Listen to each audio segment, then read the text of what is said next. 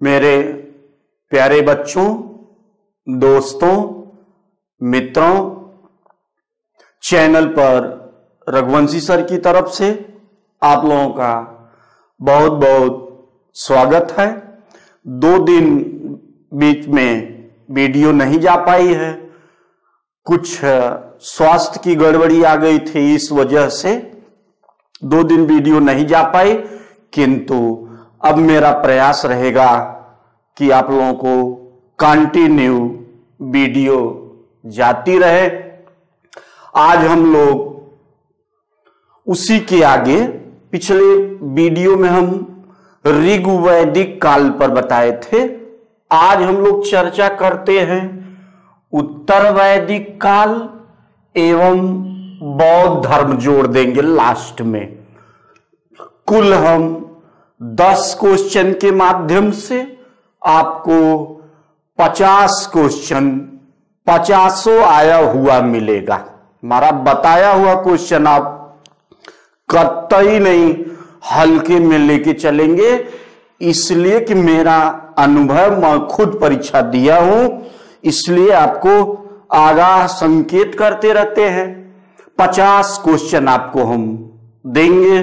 आवाज थोड़ी मध्यम जा सकती है, इसलिए कि इधर 2 दिन में जबरदस्त ठंडक लगी हुई थी। चलिए, पहला क्वेश्चन हम लोग लेके आए हैं, उपनिषदों का मुख्य विषय क्या है। क्वेश्चन समझिए, उपनिषदों का मुख्य विषय। ये हम हर बार प्रयास कर रहे हैं कि सबसे पहले पेपर हल करने में क्वेश्चन को कायदे से समझने का प्रयास है। उपनिषदों का मुख्य विषय है दर्शन या दर्शन शास्त्र, सामाजिक व्यवस्था, विधि, राज्य। आप बता सकते हो तो बताओ। दर्शन, सामाजिक व्यवस्था, विधि, राज्य। अंदाजा लगाना चाहते तो अंदाजा लगा लीजिए। कुछ क्षण का समय दिए हैं आपको हम। आइए मैं बताता हूं। दर्शन शास्त्र या दर्शन उपनिषदों का विषय है। अब आप हमसे पूछ रहे हो कि उपनिषद, पीछे हम किसी वीडियो में बताए हैं कि उपनिषद का अर्थ गुरु के समीप बैठकर रहस्यमय बातों को जानना। उपनिषद का विषय देख रहे हैं, उपनिषद का विषय दर्शन या दर्शन शास्त्र आया हुआ है। अर्थ भी पूछा है, विषय भी पूछा है, ये भी पूछा है कि दर्शन शास्त्र में क्या है। तो दर्शन शास्त्र में आत्मा, परमात्मा, मोक्ष, आत्मा, परमात्मा, मोक्ष तथा पुनर्जन्म का उल्लेख है। याद रखिए, दर्शन शास्त्र आत्मा, परमात्मा, मोक्ष का उल्लेख दर्शन शास्त्र में है। कुल उपनिषद किसी न किसी वीडियो में बताए हैं। कुल उपनिषद 108। याद रखिए, मुंडको उपनिषद, जानिए क्या बताने जा रहे हैं। मुंडको उपनिषद से भारत का आदर्श वाक्य सत्यमेव जयते ग्रहण किया गया है। चलिए आगे उपनिषद से ही संबंधित दूसरा प्रश्न है कि आध्यात्म ज्ञान धर्म से संबंधित के विषय में नचिकेता तथा आचार्यम का संवाद किस उपनिषद में है। क्वेश्चन समझिए, आध्यात्म ज्ञान के विषय में नचिकेता तथा आचार्यम दोनों के बीच संवाद किस उपनिषद में? 4 है यहां, बृहदारण्यक, छांदोग्य, आपको हम पूरा समय दे रहे हैं, छांदोग्य, कठोपनिषद, केन उपनिषद। समझिए, इसलिए कि ऑनलाइन टेस्ट लिखा हुआ है, अपने को टेस्ट कर लीजिए कि हम, बुरा मत मानिएगा, कितने पानी में हैं। तो किस उपनिषद में? बृहदारण्यक, छांदोग्य, कठोपनिषद, केन। मौका दिए हैं। कठोपनिषद में आचार्यम नचिकेता के बीच संवाद, यम नचिकेता को उपदेश दे रहे हैं क्या? कि मृत आत्मा का न कभी जन्म होता है न कभी मृत्यु होती है। पीछे हम बता चुके हैं, आप भी जानते रहना, पढ़े भी हो आप लोग बचपना में 7-8 की किताबों में, कि आत्मा को न तो जलाया जा सकता है, न मारा जा सकता है, न काटा जा सकता। वही है, आत्मा का न जन्म होता है और न ही मृत्यु होती है, अर्थात आत्मा अजर, अमर, अविनाशी, निराकार। अजर, अमर, अविनाशी, निराकार। 2 क्वेश्चन आपका हुआ, उपनिषद से ही रिलेटेड है। कभी किसी वीडियो में हम एक उपनिषद का और जाबालो उपनिषद चर्चा यहां भी कर दे रहे। जाबालो उपनिषद में 4 आश्रमों का नाम पहली बार आया है, बताए हैं। ब्रह्मचर्य आश्रम, गृहस्थ आश्रम, वानप्रस्थ आश्रम, संन्यास आश्रम।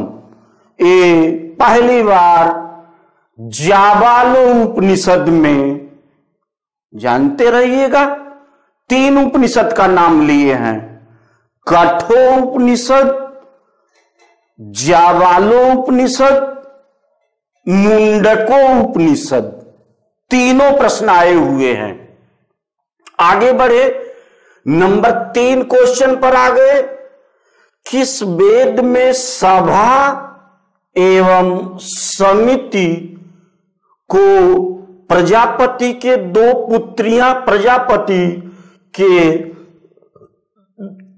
2 पुत्रियां कहा गया है? प्रजापति के 2 पुत्रियों की संज्ञा दी गई है। कह लीजिए कि प्रजापति के 2 पुत्रियों की संज्ञा दी गई है,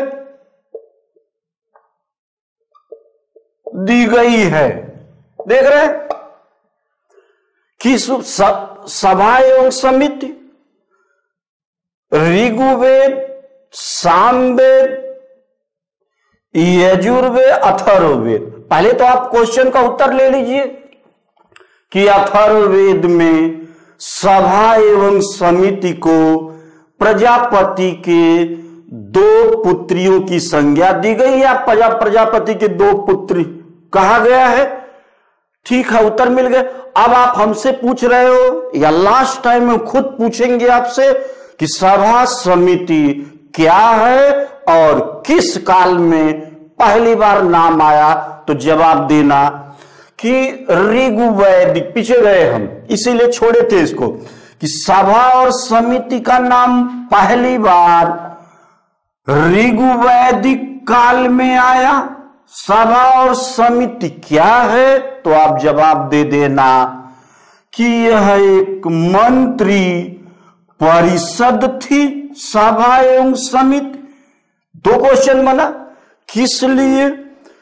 राजा के ऊपर नियंत्रण, याद रखिएगा, राजा के ऊपर नियंत्रण रखने के लिए इन दोनों संस्थाओं का निर्माण किया गया था, सभा एवं समिति का, और राजा का नाम ऋग्वैदिक काल में पहली बार आया है इतिहास में। यानी ये भी जान लीजिएगा कि राजतंत्र की शुरुआत ऋग्वैदिक काल, राजतंत्र मतलब राजा का शासन जो आरंभ हुआ पहली बार ऋग्वैदिक काल से ही आरंभ हुआ। मतलब हमारा एक क्लियर हो चुका है कि सभा एवं समिति पहली बार ऋग्वैदिक काल में, यह एक मंत्री परिषद थी। किस लिए लाई गई? राजा तानाशाह न होने पावर, राजा के ऊपर नियंत्रण रखने के लिए दोनों संस्थाओं का निर्माण किया गया था। ऋग्वैदिक काल से ही पहली बार राजा का शासन आरंभ हुआ था, राजतंत्र आरंभ हुआ था। 3 क्वेश्चन आपका हो चुका है। फिर आपसे पूछा गया है कि चौथा क्वेश्चन देखिए, वेद से ही संबंधित है। आयुर्वेद बताए हैं, अपने आप को टेस्ट करिए, क्वेश्चन लीजिए। आयुर्वेद अर्थात जीवन का विज्ञान का उल्लेख सर्वप्रथम किस वेद में मिलता है? मौका दिए हैं, सामवेद, यजुर्वेद, अथर्ववेद, किसी में नहीं। आप बताओ, सामवेद, यजुर्वेद, अथर्ववेद, किसी में नहीं। अथर्ववेद बताए हैं ना। अथर्ववेद में जरा सोचिए, जादू टोना टोटका जड़ी बूटियों तंत्र मंत्र वशीकरण, वही तो है। औषधियों बताए हैं, जड़ी बूटी। आयुर्वेद जीवन का विज्ञान पहली बार अथर्ववेद में आया है।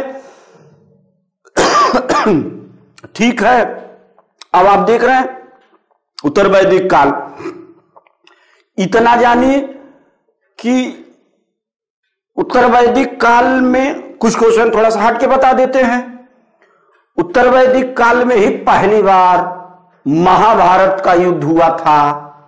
950 ईसा पूर्व कौरव एवं पांडव के बीच महाभारत का युद्ध हुआ था। कौरव पांडव हस्तिनापुर को अपनी राजधानी बनाए थे। इस क्वेश्चन को याद रखिए, अभी हम खुद पूछेंगे आपसे लास्ट टाइम में। और उत्तर वैदिक काल का मुख्य व्यवसाय कृषि एवं पशुपालन था। कृषि एवं पशुपालन था। इसको देख लीजिए, तब हम बौद्ध धर्म को देखते हैं। इनकी ऋग्वैदिक काल का मुख्य व्यवसाय हम आपको बता चुके हैं, पशुपालन एवं इनकी मुख्य फसल चावल एवं गेहूं थे। चावल, इस काल में भी गाय का महत्व था। ज्यादातर लड़ाइयां गायों को लूटने के लिए लेके होती थी। अच्छा, उत्तर वैदिक काल की मुख्य विशेषता कि लोहे का ज्ञान हो गया। बहुत अच्छा क्वेश्चन है। 1000 जान लीजिए, 1000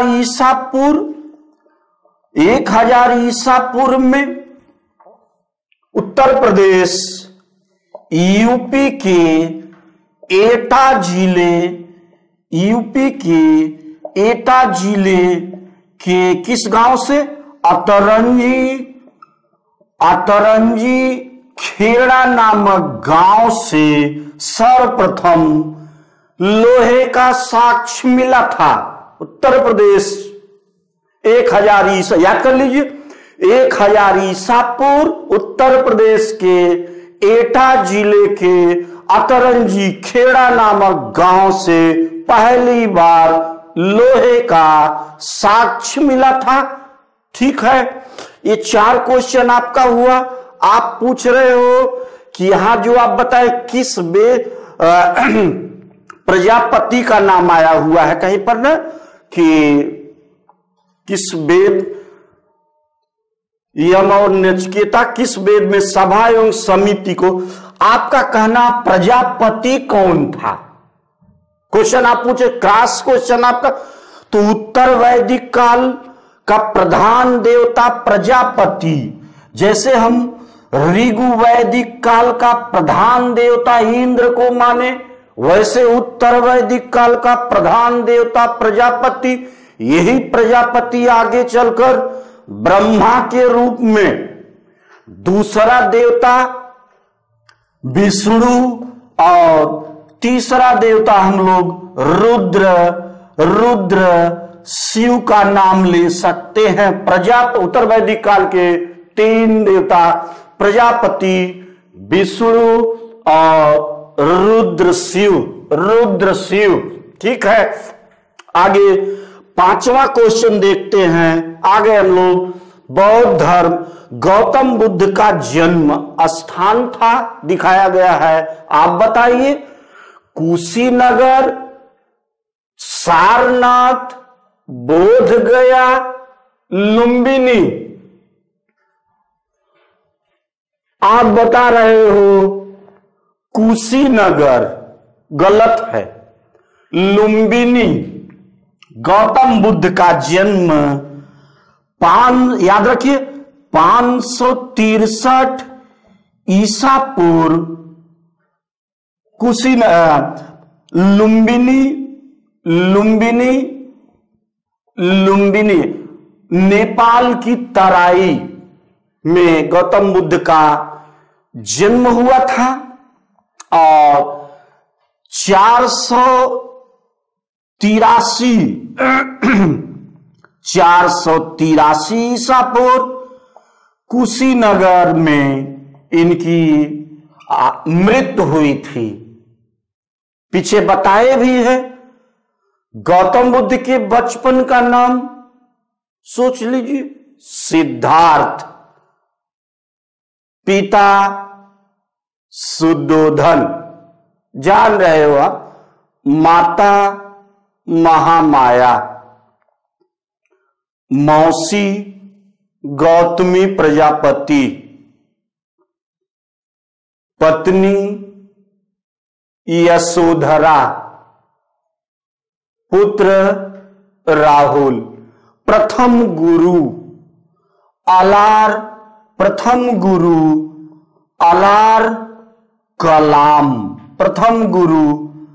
अलार कलाम थे गौतम बुद्ध के प्रथम गुरु। आया हुआ क्वेश्चन बार बार है, अलार कलाम प्रथम गुरु थे इनके।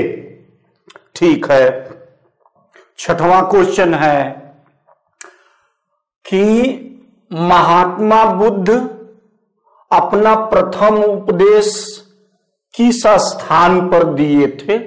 आप बताओ। लुम्बिनी, सारनाथ, पाटलिपुत्र, राजगृह। आप कह रहे हो पाटलिपुत्र में,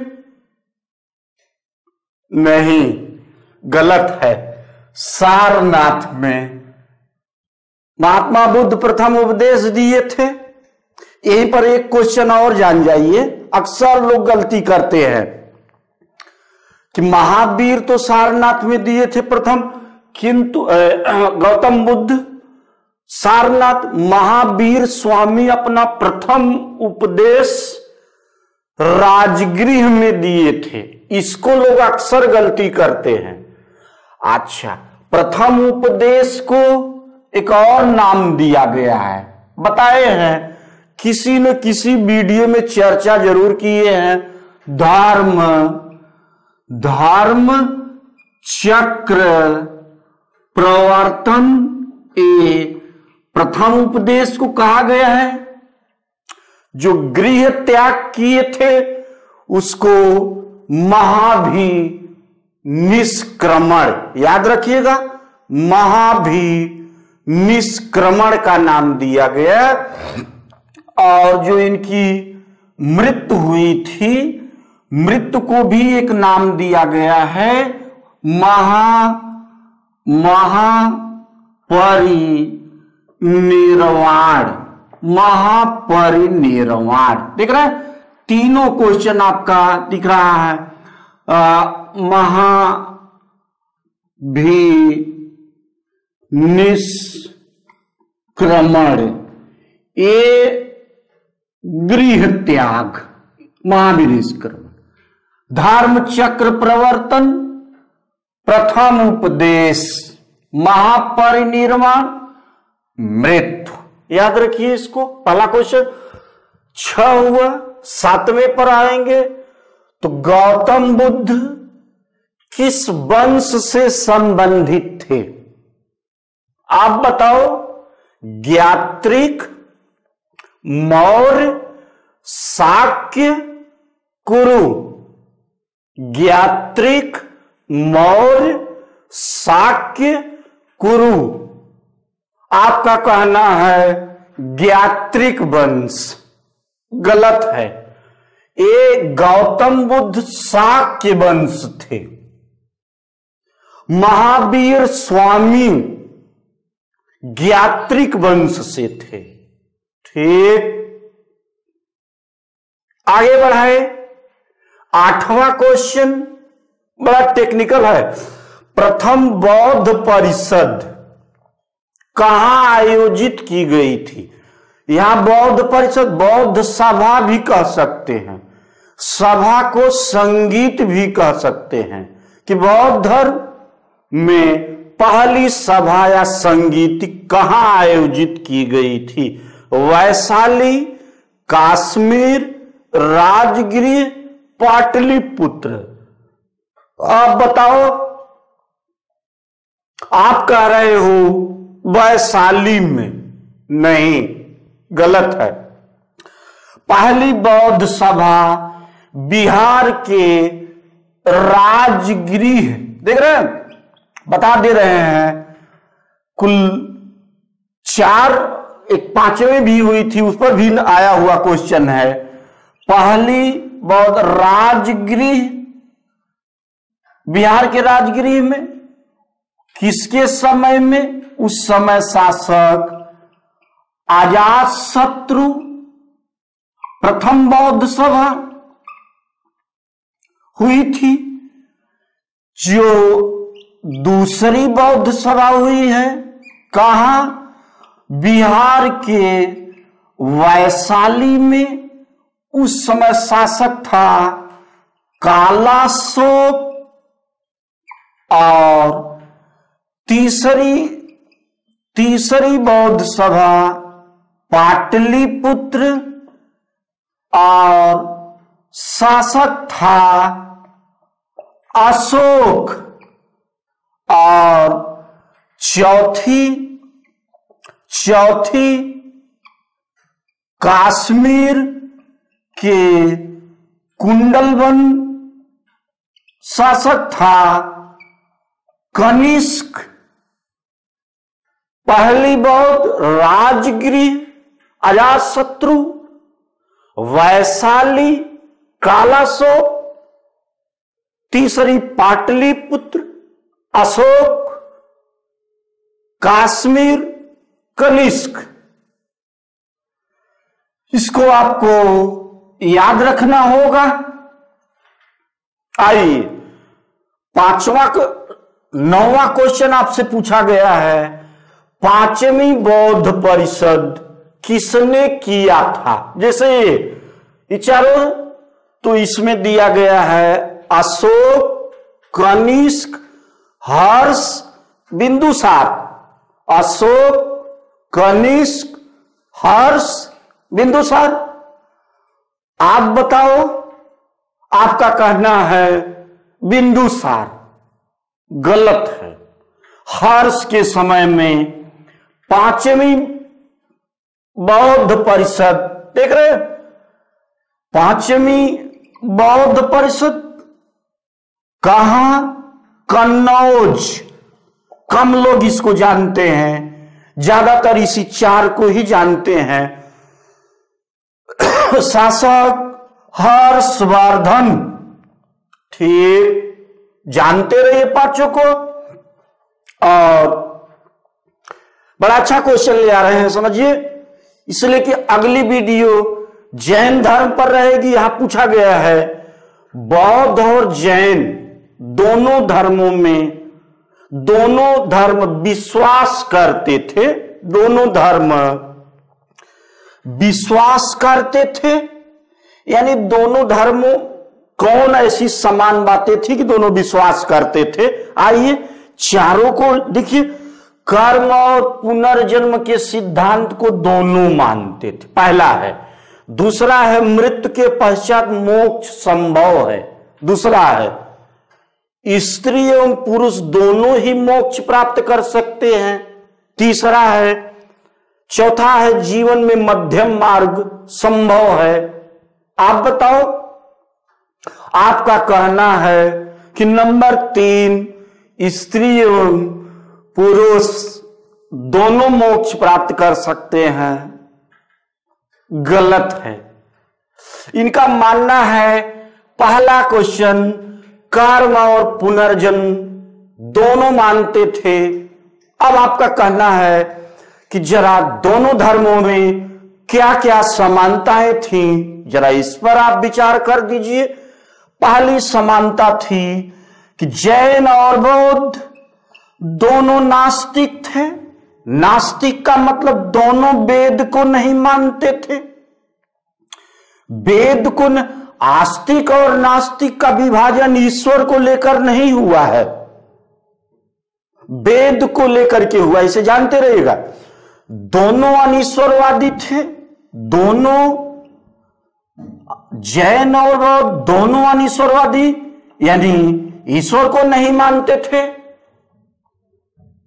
तीसरी समानता है दोनों कर्म सिद्धांत में विश्वास करते थे। बड़ी मस्त फिलॉसफी लिख करके गए हैं दोनों कर्म सिद्धांत में। ये तो है कि जैसा बोया जाएगा वैसा ही काटा जाएगा, चाहे भगवान को मानो या ना मानो, वेद को मानो या ना मानो, जैसा कर्म करोगे वैसा फल मिलेगा। और देख रहे हैं वेद और ईश्वर को दोनों न मानते हुए दोनों पुनर्जन्म सिद्धांत में विश्वास करते थे।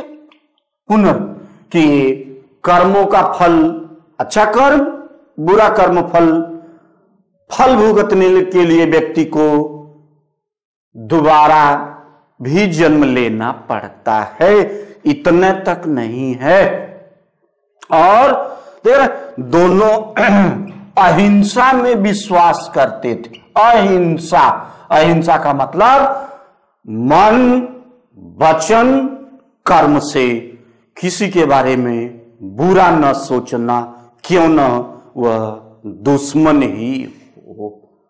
तो दोनों का सिद्धांत था।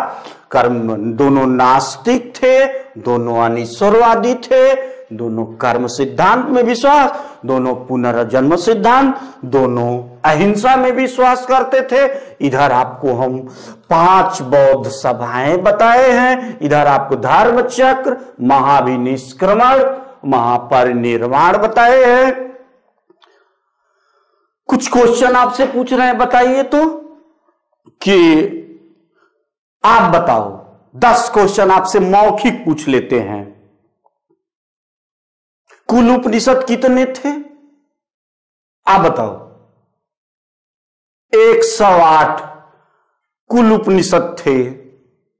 सत्यमेव जयते किस उपनिषद से लिया गया है? मुंडको उपनिषद से सत्यमेव जयते ग्रहण किया गया है। फिर आपसे पूछा गया है कि गौतम बुद्ध की मृत्यु कहां हुई थी? बताओ। कुशीनगर 483 ईसा पूर्व, महापरिनिर्वाण बताया गया है ना। फिर गौतम बुद्ध के प्रथम गुरु का नाम अलार कलाम। गौतम बुद्ध के पत्नी यशोधरा। पुत्र का नाम राहुल। पिता सुदोधन, ठीक है, सब बता ले गए हो आप। चलिए मित्रों, दोस्तों, यदि मेरी मेहनत पसंद आती है तो कमेंट, शेयर, लाइक करिए। अगली वीडियो में हम जैन धर्म से जितने भी प्रश्न बनते हैं प्रयास करेंगे। अगर सकुशल रहते हैं तो स्वास्थ्य कुछ गड़बड़ चल रहा है। धन्यवाद मित्रों।